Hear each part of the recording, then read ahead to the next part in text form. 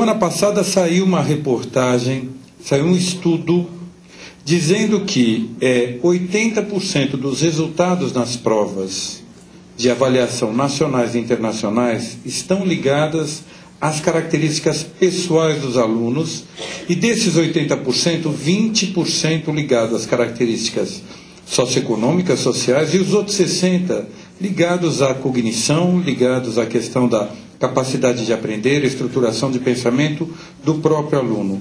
Como é que vocês veem esse resultado?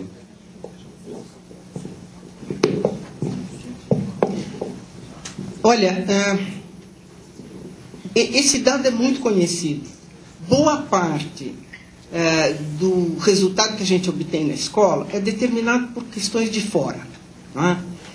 Isso levou, inclusive, a um grande equívoco da gente imaginar que a escola não vai fazer diferença nenhuma. Quer dizer, desde o Coleman, que foi o primeiro relatório a respeito das variáveis de nível sociocultural dos alunos e o resultado de aprendizagem, criou-se até um certo pessimismo em relação à ação da escola.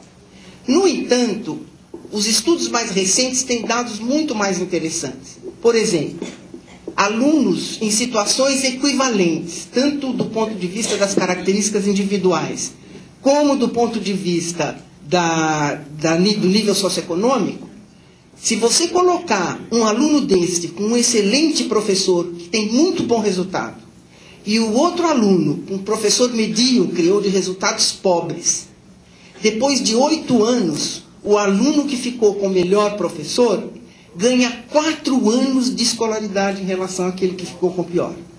Quer dizer, alunos dentro de uma mesma escola, e, portanto, quando você tem praticamente o nível socioeconômico controlado, eles têm diferença de professor para professor. Por que será?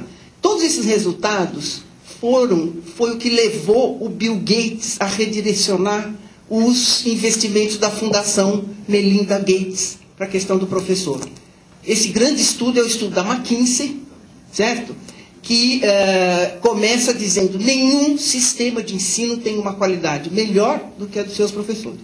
Então, já sabemos, há muito tempo nós sabemos que o nível socioeconômico da família determina, que as condições da criança determinam, mas nós também sabemos que nas mesmas condições, crianças submetidas a diferentes tratamentos, como de melhor professor, pior professor, elas ganham e perdem em relação a anos de escolaridade. Portanto, há uma parte deste efeito que diz respeito à ação da escola.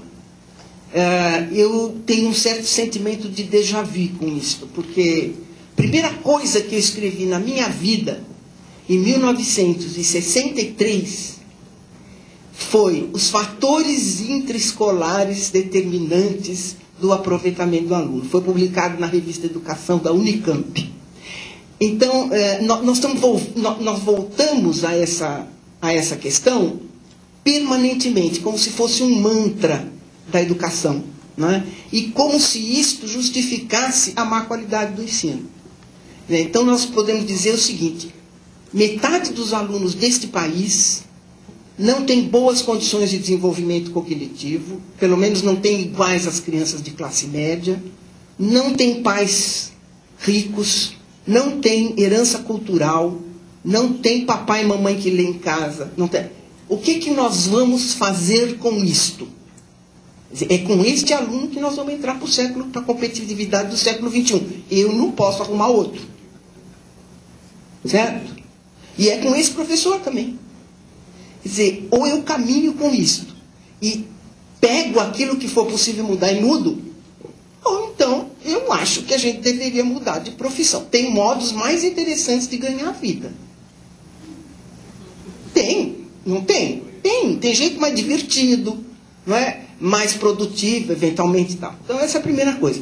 Eu acho que a Regina, eu peço licença para responder uma coisa que a Regina observou e que eu acho que ela observou muito bem e que eu gostaria de deixar para vocês pensarem, porque não é uma coisa que a gente vai resolver agora.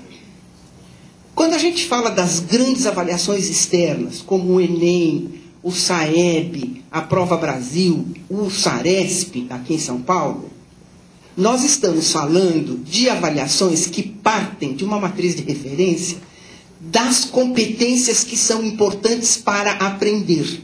Por isso que a leitura é fundamental nessas avaliações. Existem competências que são competências para aprender. Por exemplo, as 5 competências do Enem e as 13 habilidades que decorrem das 5 competências do Enem para compor aquela prova são competências para aprender. Elas são responsabilidade de todas as disciplinas. E é aí que o currículo nacional tem uma importância grande.